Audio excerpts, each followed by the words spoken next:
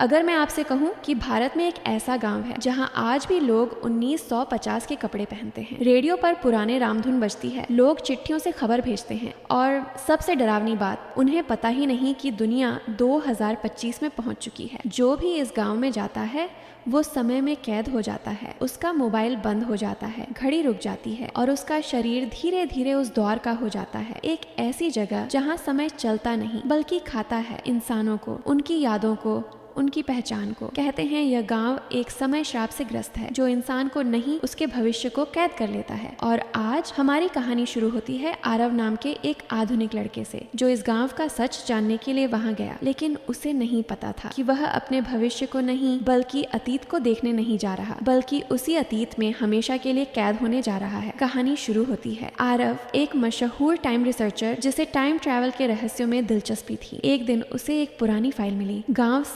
समय में स्थिर लिखा था। 1950 में यह गांव सरकारी नक्शों से गायब हो गया, लेकिन आज भी कुछ लोगों ने इसे देखा है जो कह रहे हैं कि गांव वैसा ही है, समय बढ़ा ही नहीं। आरव ने फैसला किया वह खुद सत्य पता करेगा। वो जीपीएस के जरिए कोऑर्डिनेट्स ट्रैक करता हुआ घने जंगलों में गया, जहां उसे अचानक एक अजीब सी ठंडी हवा महसूस हुई, जैसे किसी ने उसके भविष्य को छीन लिया हो। जंगल खत्म हुआ और सामने एक गांव दिखा। लकड़ी के घर, बैलगाड़ी, लोग धोती में, बच्चे मिट्टी में खेलते हुए। एक बुजुर्ग ने आरव को देखकर कहा, बेटा शहर से आया है, ट्रेन से आया या बस से? आरव चौंक गया। वो बोला, सर कौन सा साल चल रहा है? बुजुर्ग हंसते हुए बोले, 1950 है बेटा, और क्या? आरव ने मोबाइल निकाला, स्क्रीन डेड घड़ी निकाली। सुई 12 बजे पर अटकी हुई उसने दूर पहाड़ की तरफ नजर डाली, जहाँ 2025 की टावर गायब हो चुकी थी, जैसे समय ने उसे निगल लिया हो। आरव ने जब सुना कि यहाँ अभी भी 1950 चल रहा है, उसका दिमाग हिल गया। वो चुपचाप गांव में आगे बढ़ा। हर कदम के साथ उसका भविष्य पीछे छूटता जा रहा था। महिलाएं मिट्टी के चूल्हे पर रोटी सेक रही थीं। बच्चे पुराने टूटी स्लेट पर पढ़ रहे थे। न कोई मोबाइल, न बिजली, न इंटरनेट। लेकिन सबसे अजीब ये था, गांव के लोगों ने उसे देखकर घबराहट महसूस की, जैसे वो कोई भविष्य का प्राणी हो। एक बूढ़ी औरत ने फुसफुसा कर कहा, फिर एक नया आ गया, यह भी 2 दिन में हमारा बन जाएगा। आरव ने पूछा, मेरा क्या मतलब है? लेकिन किसी ने जवाब नहीं दिया। समय का पहला झटका। आरव गांव के कुएं के पास पहुंचा। पास में एक लड़का बैठा था जिसकी उम्र लगभग 20 साल लग रही थी, पर उसकी आंखें 70 साल बूढ़ी थीं। वो लगातार अपनी उंगलियों पर कुछ गिन रहा था। आरव ने पूछा, क्या कर रहे हो? वो बोला,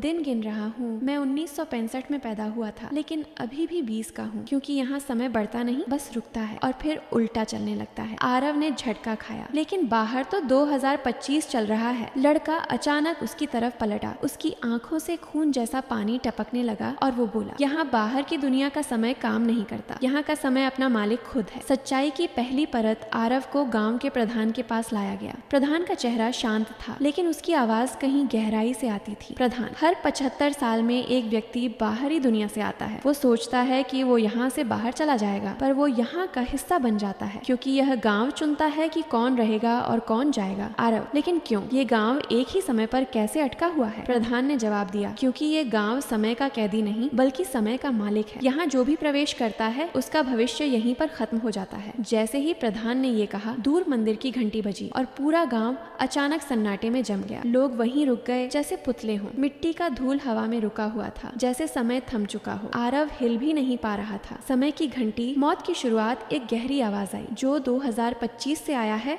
वह भविष्य लेकर आया है और यहाँ भविष्य की कोई जगह नहीं। धीरे धीरे मंदिर से एक काली आकृति उतरी। न चेहरा दिखाई दे रहा था, न शरीर, बस चलता हुआ साया। उसने हवा में हाथ घुमाया और अगले ही पल आरव की घड़ी चलने लगी, लेकिन उल्टी दिशा में। सेकंड की सुइयां पीछे घूम रही थीं। उसका दिल तेजी से धड़क रहा था। चेहरा बूढ़ा होने लगा।